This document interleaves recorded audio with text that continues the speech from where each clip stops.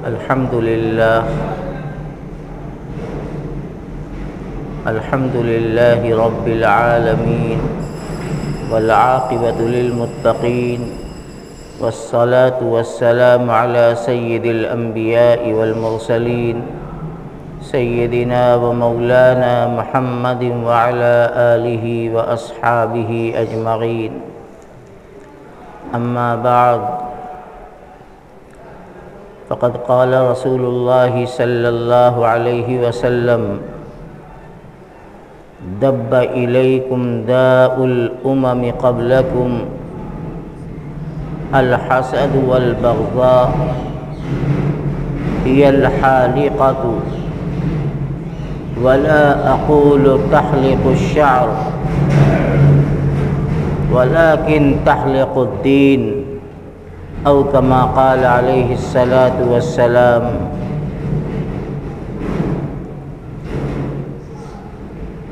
محترم بزرگوں اور بھائیوں، اللہ تعالیٰ نے انسان کو دو چیزوں کا مجموعہ بنایا ہے. ایک جسم ہے اور ایک اس کی روح ہے. روح نظر نہیں آتی، اس کو محسوس کیا جاتا ہے. یوں بھی کہہ لیجئے کہ انسان کا ایک ظاہر ہے اور ایک باطن ہے. ظاہر ہمیں نظر آتا ہے اور جو چیز چھپی ہوئی ہے وہ ہمیں نظر نہیں آتی. باطن ہمیں نظر نہیں آتا. اور اللہ تعالی نے دونوں کی غذا بنائی ہے. ایک غذا ظاہر کی ہے اور ایک غذا باطن کی ہے. جسم کی غذا کھانا پینا، وقت پر جسم کی ضرورتوں کو پوری کرنا، یہ جسمانی غذا ہے. اگر آدمی فاقے پر فاقہ کرتا رہے تو اس کا نتیجہ یہ ہوگا کہ جسم کو کمزوری بھی آئے گی اور بیماری بھی آئے گی. اسی طرح سے جو چیز چھپی ہوئی ہے، باطن ہے، اس کو بھی غذا مطلوب ہوتی ہے، اس کو بھی خوراک چاہیے. اور اگر خوراک نہ ملے گی تو انسان کا باطن کمزور ہو جائے گا، اور جب باطن کمزور ہوگا تو پھر طرح طرح کی بیماریاں آئیں گی. رسول اکرم صلی اللہ تعالی علیہ وسلم نے ہمیں جسم کے حفاظت کا بھی حکم دیا ہے اور روح کی حفاظت کا بھی حکم دیا ہے. آپ نے فرمایا تم جسم کی غذا بھی استعمال کرو اور روح کی غذا بھی استعمال کرو. جسم کو بھی تندرست رکھو اور باطن کو بھی درست رکھو، روح اور قلب کو بھی درست رکھو، صحت مند رکھو.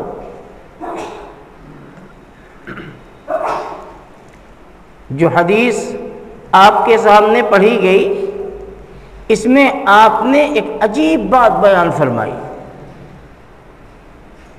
آپ نے فرمایا دب الیکم داء الامم قبلکم. ایک دور ایسا آئے گا کہ تمہارے اندر وہ بیماریاں پیدا ہوں گی جو بیماریاں تم سے پہلے لوگوں کو لگ چکی ہیں. جس برائی اور جس بیماری میں پچھلی امتیں مبتلا ہو کر ہلاک و برباد ہو گئیں، آہستہ آہستہ تمہارے اندر بھی وہ مرض، وہ بیماری پیدا ہوگی. صحابہ اکرام رضوان اللہ علیہم اجمعین کو فکر ہوئی کہ وہ کون سی بیماری ہے. آقا علیہ السلام نے خود بیان فرمایا، اور دو بیماریاں آپ نے بیان فرمائی بنیادی طور سے، الحسد والبغضاء، دو بیماری جو تمہارے اندر لگتی ہے اور ظاہر میں اس کا کوئی اثر نظر نہیں آتا، دکھتی نہیں، وہ ایک حسد اور ایک بغض، عناد، جلن، یہ دو بیماری پچھلی امتوں کے اندر آئی تو اس کی وجہ سے وہ امتیں خدا کے قہر کا شکار ہو گئی، خدا کے عذاب میں مبتلا کر کے برباد کر دی گئی۔ ان کے کاروبار، ان کے شہر، ان کے باغات، ان کی کھیتیاں، ان کی دولتیں تہس نہس ہو گئی۔ اور آپ نے آگے فرمایا ہی الحالقۃ، یہ دو بیماریاں حسد اور جلن اور عداوت اور بغض، یہ ایسی بیماریاں ہیں کہ جو مونڈ دینے والی ہیں، ختم کر دینے والی ہیں۔ حالقہ کہتے کسی چیز کو مونڈ دینا، صاف کر دینا، جیسے آپ کہتے ہیں کہ سر کے بال کو مونڈ دیا جائے، استرا چلا کر حلق جسے عربی میں بولتے ہیں۔ وہ دو بیماریاں وہ ہیں جو مونڈ دینے والی ہیں، ختم کر دینے والی ہیں۔ آگے آپ نے فرمایا وَلَا أَقُولُ تَحْلِقُ الشَّعْرِ، میں تم سے یہ نہیں کہتا کہ جیسے سر کے بال مونڈ دیے جاتے ہیں یہ دو بیماریاں تمہارے مونڈ دیں گی، یعنی بال مڑ جائے گا، یہ مطلب نہیں ہے۔ آپ نے فرمایا وَلَا أَقُولُ تَحْلِقُ الشَّعْرِ، میں تم سے یہ نہیں کہتا کہ وہ بال کو مونڈ کے ختم کر دیں گی، وَلَكِنْ تَحْلِقُ الدِّينِ، یہ دو بیماریاں ایسی ہیں جو تمہارے دین کو برباد کر دیں گے، تمہارے دیانتداری اور ایمانداری کو تہس نہس کر دیں گی۔ پھر دین کا نام تو تمہارے اندر باقی رہ جائے گا، لیکن دین کی روح تمہارے اندر نہیں رہے گی۔ حدیث بڑی مختصر لیکن کتنی قیمتی بات۔ پہلے تو آپ نے صحابہ کو متوجہ فرمایا کہ دیکھو پچھلے زمانوں کی تاریخ اٹھا کے دیکھو، پچھلے انبیاء کی امتوں کے حالات اٹھا کر دیکھو کہ ان کے اندر کیسی کیسی برائیاں، کیسے کیسے عیب موجود تھے۔ نبی انہیں سمجھاتے رہے، اللہ کی باتیں بتلاتے رہے، لیکن وہ قوم اپنی اصلاح کے لیے تیار نہیں، اپنے اندر کی ان برائیوں کو نکالنے کے لیے وہ تیار نہیں تھی۔ نتیجہ یہ ہوا کہ اللہ نے ان کی دنیا کی زندگی برباد کی، برباد ہو گئے وہ، اور آخرت میں بھی بربادی ان کا مقدر بن گئی۔ آپ علیہ السلام اپنی امت کو ڈرا رہے ہیں کہ دیکھو تم ان بیماریوں کے اندر مبتلا مت ہونا، وہ مرض آہستہ آہستہ تمہارے اندر آ رہا ہے اور آتا جائے گا، تم اس بیماری سے بچنے کی کوشش کرنا، اس میں مبتلا مت ہونا، ورنہ نتیجہ وہی ہوگا کہ جیسے پچھلی قومیں برباد ہوئی ہیں، تمہیں بھی بربادی سے دنیا کی کوئی طاقت روک نہیں سکتی۔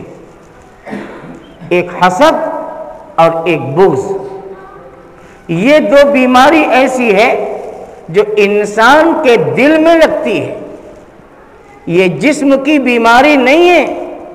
جسم کی بیماری بخار ہے، زکام ہے، نزلہ ہے، اور خدا نخواستہ کسی کو بیماری شدید ہو گئی تو ہارٹ ہے وغیرہ وغیرہ، یہ ظاہری بیماری ہے، یہ محسوس ہوتی ہیں، اور آدمی علاج کی فکر کرتا ہے اور دواؤں کو استعمال کر کے صحت مند ہونے کی سوچتا ہے، لیکن وہ بیماری جو دل کو لگنے والی ہیں، جو آدمی کے روح کو لگ کر برباد کرنے والی ہیں، اللہ کے پیغمبر نے فرمایا کہ یہ دو خطرناک بیماری، الحسد، حسد کسے کہتے ہیں؟ جلن، دوسرے کی اچھائی کو دیکھ کر جلنا، برا ماننا، برا سوچنا، حسد بہت بری چیز ہے، بڑی خطرناک چیز ہے۔ جس جماعت میں جن لوگوں میں، جس طبقے میں حسد کی بیماری پلتی ہے، ان کی دنیا بھی برباد، ان کا دین بھی برباد۔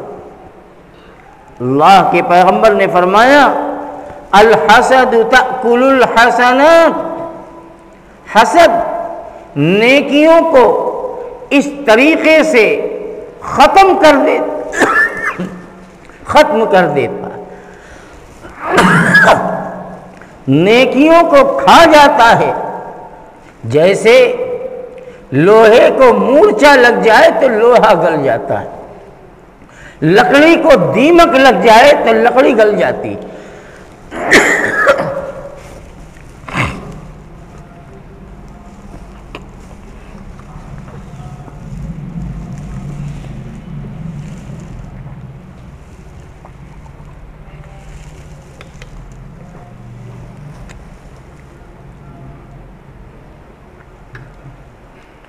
نبی کریم علیہ الصلاۃ والسلام نے حسد کو خطرناک اور بدترین بیماری قرار دیا ہے کہ جلن مت پیدا کرو، کسی کی اچھائی اور خوبی کو دیکھ کر جلو مت۔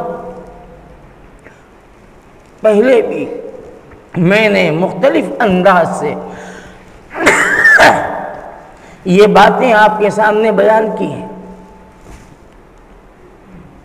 کہ آج ہمارا مزاج یہ ہے، کسی کی اچھائی، کسی کا کمال، کسی کی ترقی، کسی کی عزت، کسی کی مقبولیت آج ہمیں ہضم نہیں ہوتی، ہم اسے برداشت نہیں کر پاتے۔ ہم یہ سوچتے ہیں کہ وہ ایسا کیسے ہو گیا، لوگوں کے اندر اس کی مقبولیت کیسے ہو گئی، وہ اگر کاروباری اور تاجر ہے تو اس کی تجارت بڑھ کیوں رہی ہے، اس کا پیسہ بڑھ کیوں رہا ہے، ہمارا کیوں نہیں بڑھتا، ہمارے کاروبار میں ترقی کیوں نہیں ہوتی؟ محنت ہم بھی کرتے ہیں، محنت وہ بھی کرتے ہیں، لیکن وہ آگے نکلتے چلے جاتے ہیں اور ہم جہاں کے تہاں ہیں۔ تو اس کی وجہ سے آدمی کے اندر جلن پیدا ہوتی، کبھی کسی کی عزت اور مقبولیت کو دیکھ کر دل میں جلن پیدا ہوتی ہے کہ اس کو اتنی عزت کیوں مل رہی ہے، اس کو لوگ اتنا پسند کیوں نہیں کر رہے ہیں، ہمیں کیوں نہیں کرتے۔ حالانکہ یاد رکھو، عزت، مقبولیت، محبوبیت یہ صرف اور صرف اللہ کی طرف سے ہوتی ہے، کسی انسان کے اندر وہ طاقت نہیں ہوتی۔ کوئی انسان چاہے کہ ہم دولت کے ذریعے عزت خرید لیں، دولت کے ذریعے عزت نہیں خریدی جاتی۔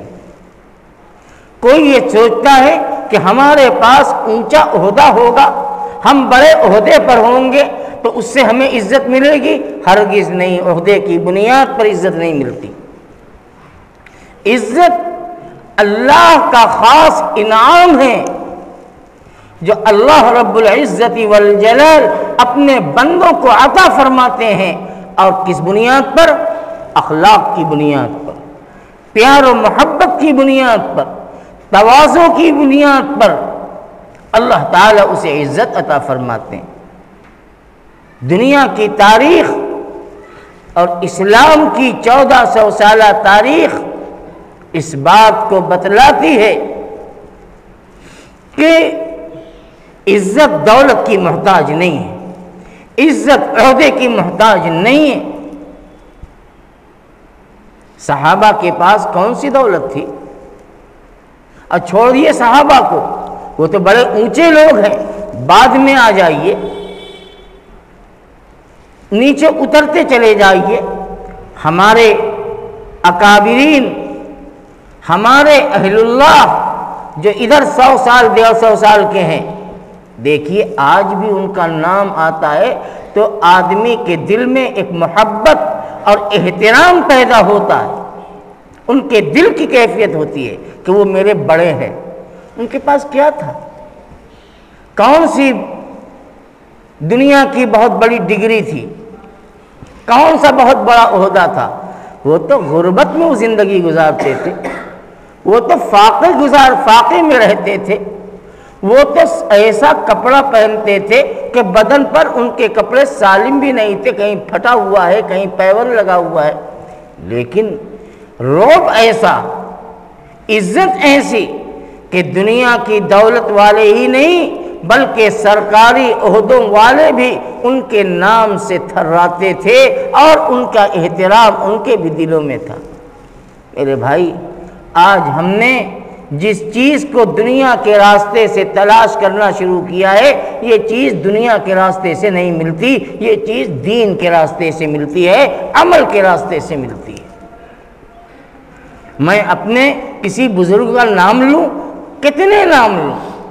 سینکڑوں نام ہو سکتے ہیں، اس لیے میں نام نہیں لے رہا ہوں، لیکن عزت کا معاملہ ایسا تھا کہ دنیا انہیں لوہا مانگتی ہے، اور آج دنیا سے گئے ہوئے 100 سال ان کے گزر گئے، 80 سال گزر گئے، لیکن آج بھی نام آتا ہے تو عزت و احترام سے لیا جاتا ہے۔ میرے بھائی، تو میں عرض یہ کر رہا تھا کہ آج کسی کی ترقی، کسی کی عزت ہمیں ہضم نہیں ہوتی، ہم برداشت نہیں کر پاتے، اس کے عیب کو تلاش کرنے کی فکر کرتے ہیں، اس کی کمزوریوں کو تلاش کرنے کی فکر کرتے ہیں، اس کی خامیوں کو تلاش کر کے، اور نیت کیا ہے؟ اس کی بے عزتی ہو۔ لوگ اسے اتنا مانتے ہیں تو کم ماننے لگیں۔ کسی کے چاہنے اور کسی کے سوچنے سے کچھ نہیں ہوتا، یہ تو خدائی نظام ہے۔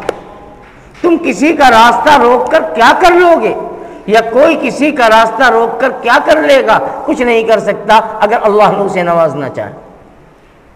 تو حضور پاک صلی اللہ علیہ وسلم نے بیان فرمایا کہ دین کو برباد کرنے والی جو پہلی چیز ہے وہ حسد اور جلن ہے۔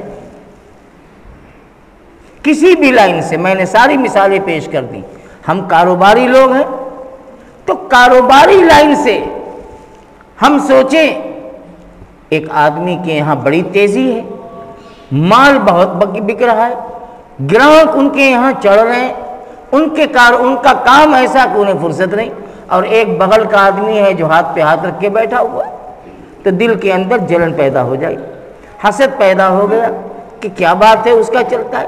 حضور نے فرمایا کہ کسی کی ترقی دیکھو تو اس خوش ہو کہ اللہ اسے نواز رہے، تم یہ دعا مانگو کہ اے اللہ، آپ نے جس طرح سے اسے عطا فرمایا، اس کے کاروبار کو چلایا، پروردگار آپ مجھے بھی روزی دیجیے، میرے کاروبار کو بھی چلائیے۔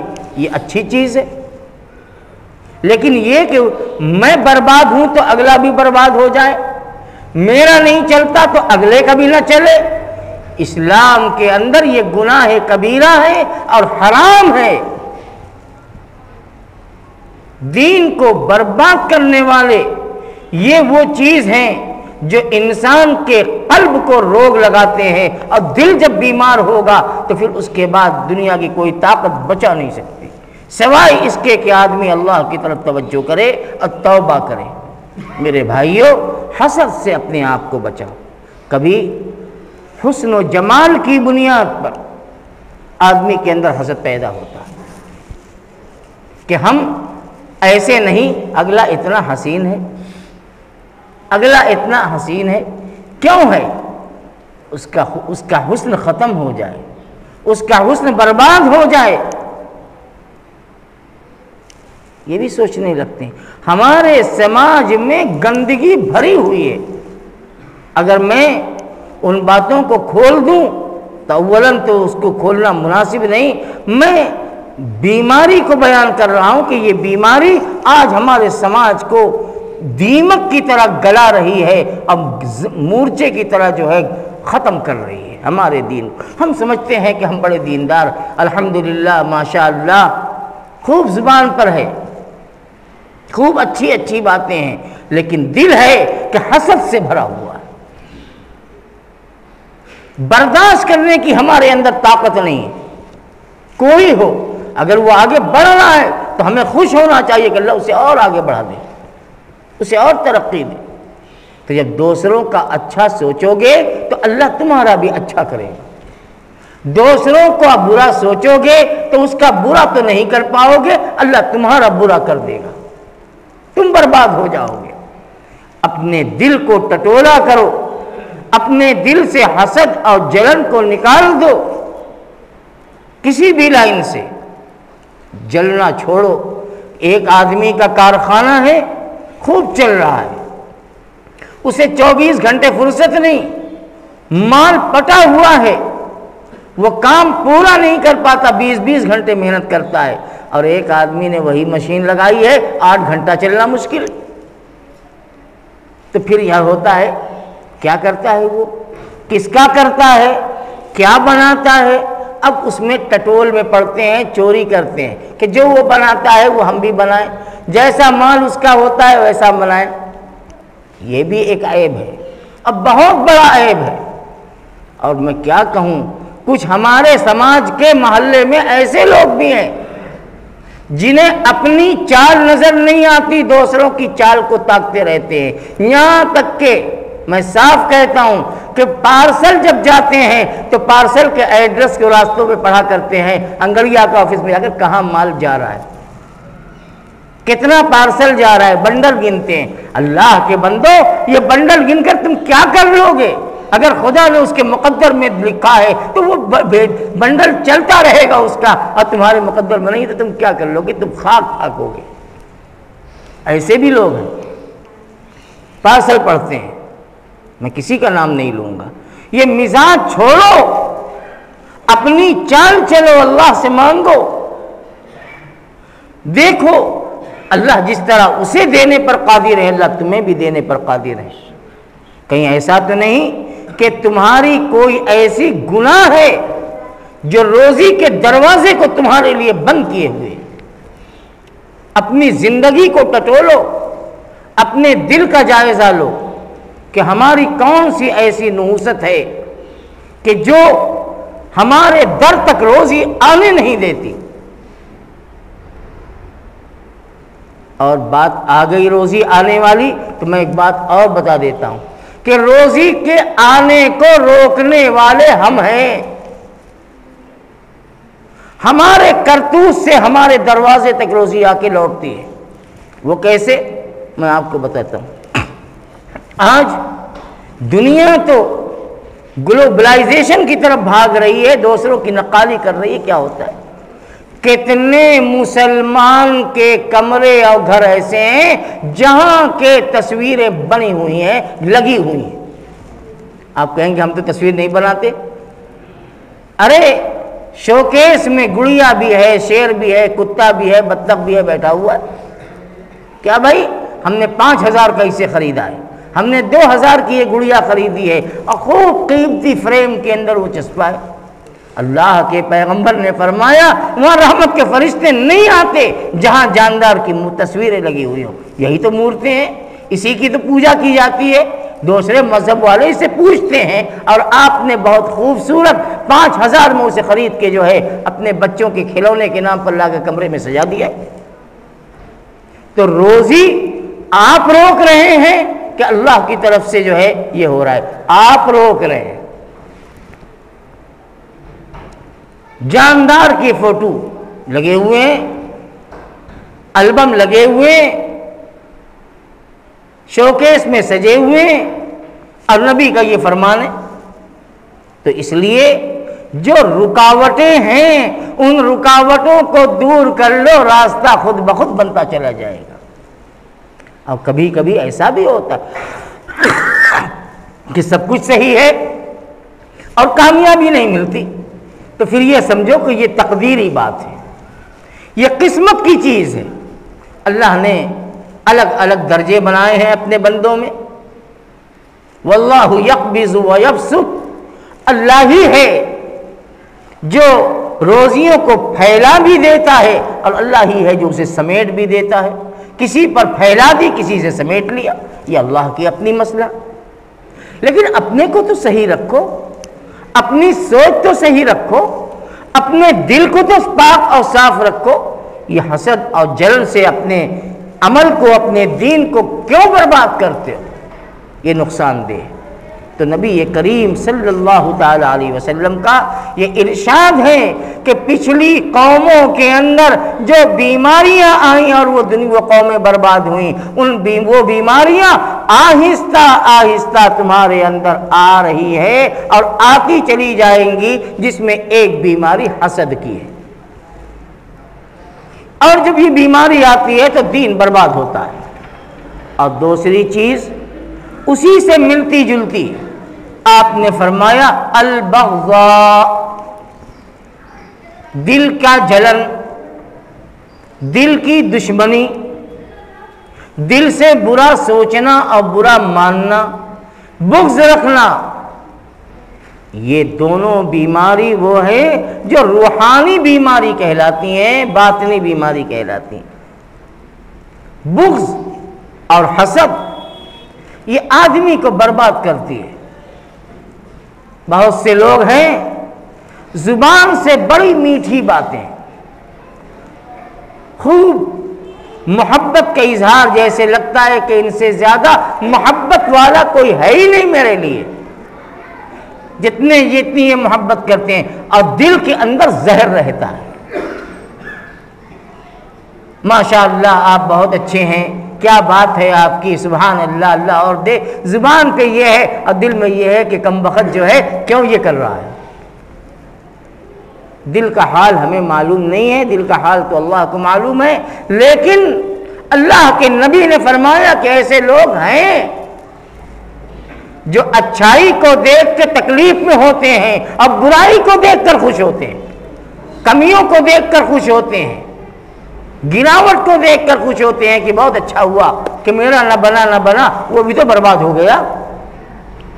اللہ کے نبی نے فرمایا کہ یہ دونوں بیماریاں حالقہ ہیں، دین کو موننے والی ہیں، دین کو برباد کرنے والی ہیں۔ اللہ کے نبی نے تو یہاں تک فرمایا کہ اپنے دشمن کا بھی برا مت چاہو، دوسرے مذہب والوں کا بھی برا مت چاہو، اگر وہ تمہارا برا چاہتا ہے تو تم اللہ سے یہ دعا کرو کہ اللہ اس کو میرے لیے خیر کا ذریعہ بنا دے، اس کے دل میں محبت ڈال دے، بدگمانیوں کو دور کر دے۔ حضرت نانوتوی رحمت اللہ علیہ کا ایک واقعہ سناتا ہوں۔ حضرت نانوتوی رحمت اللہ علیہ مولانا محمد قاسم نانوتوی جو دارالعلوم دیوبند کے بانی ہیں اور اپنے وقت کے سب سے بڑے عالم ہیں، اللہ والے ہیں۔ ان کے فضائل کو بیان کرنا اس وقت مقصود نہیں، ان کی زندگی کا ایک واقعہ سناتا ہوں۔ ان کے شاگرد بھی اپنے وقت کے آفتاب و مہتاب ہیں۔ حضرت مولانا احمد حسن صاحب امروہی رحمت اللہ علیہ حضرت نانوتوی کے شاگرد ہیں، اور ایک شاگرد اور تھے، اس وقت میرے ذہن میں نام نہیں ہے، دونوں شاگرد تھے۔ اور حضرت نانوتوی رحمت اللہ علیہ دارالعلوم کی بنیاد سے پہلے دہلی میں رہا کرتے تھے اور وہیں پڑھنا پڑھانا ہوتا تھا۔ دہلی میں ایک علاقہ تھا جہاں وہ لوگ بستے تھے جو حضرت نانوتوی رحمت اللہ علیہ سے للہ بغض رکھتے تھے، یہاں تک کہ جو طبقہ آج بھی ہے کہ ہمارے اکابر کو کافر کہتا تھا، انہی میں سے، اور وہ اپنے محلے کی مسجد کے امام تھے۔ جو حضرت کے شان میں بدتمیزی کرتے تھے، اور یہ بغض کا عالم تھا۔ تو حضرت نانوتوی رحمۃ اللہ علیہ کے ایک شاگرد نے کہا کہ وہ قرآن بہت اچھا پڑھتے ہیں، چلو ان کے پیچھے نماز پڑھیں، قرآن سنیں، ان کا قرآن بہت اچھا ہے۔ حضرت نانوتوی کے دشمن ہیں، آپ کو مسلمان نہیں سمجھتے تھے، لیکن حضرت کے ایک شاگرد نے کہا کہ ان کے پیچھے نماز پڑھیں اس لیے کہ قرآن بہت اچھا ہے ان کا۔ حضرت نانوتوی رحمۃ اللہ علیہ کے دوسرے شاگرد نے کہا کہ نہ، کیسی باتیں کرتے ہو، ہم اس کی شکل دیکھنا نہیں چاہتے جو ہمارے حضرت کو برا کہتا ہے، بدتمیزی کرتا ہے، اس کے پیچھے ہم نماز پڑھیں گے؟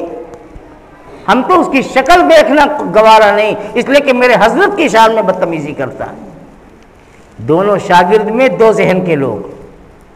اب یہ بات شیخ تک پہنچ گئی، حضرت نانوتوی رحمۃ اللہ علیہ تک۔ حضرت نانوتوی کو پتا چلا کہ میرے یہ دونوں شاگرد ہیں اور ایک کا ان کے بارے میں یہ سوچنا ہے۔ حضرت نے فرمایا، کچھ نہیں کہا، فرمایا کہ کل فجر کی نماز اس مسجد میں پڑھیں گے، ہم بھی چلیں گے۔ اب شیخ نے فرما دیا، اب کس کی مجال کچھ کہے کہ ہم فجر کی نماز ان کے پیچھے پڑھیں گے۔ اب شاگردوں کو لے کر حضرت نانوتوی رحمۃ اللہ علیہ ان کی مسجد میں پہنچ گئے، فجر کی نماز ان کے پیچھے پڑھی جو حضرت کو کافر کہتے ہیں۔ اب مسجد کے مصلی حیران کہ یہ مولوی قاسم ہمارے امام صاحب، ہمارے عالم صاحب ان کے یہ کہتے اور یہ ہمارے امام صاحب کے پیچھے نماز پڑھ رہے ہیں، حیرت سے گھور رہے ہیں۔ نماز کے بعد امام صاحب کو بڑی حیرت ہوئی۔ حضرت نانوتوی رحمۃ اللہ علیہ جب نماز سے فارغ ہوئے تو آگے بڑھے، اور آگے بڑھنے کے بعد فرمایا کہ دیکھو بھائی، مجھے یہ پتا چلا کہ میرے کچھ لوگوں نے آپ کے بارے میں یہ کہا، میں نے آپ کے پیچھے نماز پڑھی ہے، ہاں مجھے ایک بات کا علم ہوا ہے کہ شاید آپ مجھ کو برا کہتے ہیں۔ غور سے سنیے گا، میرے بارے میں آپ برا سوچتے ہیں۔ حضرت نے فرمایا کہ ہو سکتا ہے کہ آپ کو بدگمانی ہو گئی ہو، میں ابھی کلمہ پڑھتا ہوں، اشہد ان لا الہ الا اللہ و اشہد ان محمد رسول اللہ۔ اس امام پر گھڑوں پانی پڑ گیا، پانی ہو گیا۔ یہ ہمارے اکابر کا اخلاق اور ان کی محبت ہے۔ اور فرمایا کہ اگر آپ نے ایمانی جذبے سے میرے ایمان کا انکار کیا ہے تو مجھے برا نہیں لگتا، میں تو یہ سمجھتا ہوں کہ یہ آپ کی ایمانی غیرت اور ایمانی جذبہ ہے، اس لیے کہ آپ کو یہ بات پہنچی ہے کہ میں خدا نخواستہ رسول پاک صلی اللہ علیہ وسلم کی شان میں گستاخی کرتا ہوں۔ اور ظاہر ہے کہ جو نبی کی شان میں گستاخی کرے گا وہ مومن ہو ہی نہیں سکتا، اس لیے اگر آپ نے یہ سمجھا ہے اور یہ سمجھ کر مجھے برا کہا ہے تو میں سمجھتا ہوں کہ یہ آپ کے مومن ہونے کی نشانی ہے۔ حضرت نے ایسی تقریر کی کہ وہ شخص پاؤں پہ آ گیا کہ حضرت مجھے معاف کیجئے، میں نہیں جانتا تھا کہ آپ اتنے اونچے انسان ہیں۔ تو ایک طرف حسد اور جلن اور دوسری طرف دل کے اندر محبت یہ ہے، اور یہ محبت انسان کے دل کے آنکھ کو ٹھنڈا کرتی ہے، اور ہمارے اکابر کا یہی عمل ہے اور ان کا یہی اخلاق و کردار ہے۔ میرے بھائی ایسے بنو، نبی نے یہی فرمایا کہ یہ چیز دین کو موڑنے والی اور برباد کرنے والی ہے۔ حسد اور جلن اور بغض و عداوت، اپنے دل کو پاک کرو، عمل کمزور ہوگا لیکن اگر یہ برائی دل میں نہیں ہوگی انشاءاللہ نجات ہوگی اللہ کے۔ اور اگر خوب اچھا عمل اور دل غلاظتوں سے بھرا ہے تو اللہ کو تو ظاہر بھی معلوم ہے، اللہ کو تو باطن بھی معلوم ہے، اللہ پکڑ فرما لیں گے۔ اللہ تعالی ہمیں حسن عمل، حسن نیت، حسن اخلاق کی توفیق عطا فرمائے، ہمارے دلوں کو کدورتوں سے پاک فرمائے۔ وآخر دعوانا ان الحمد للہ رب العالمین۔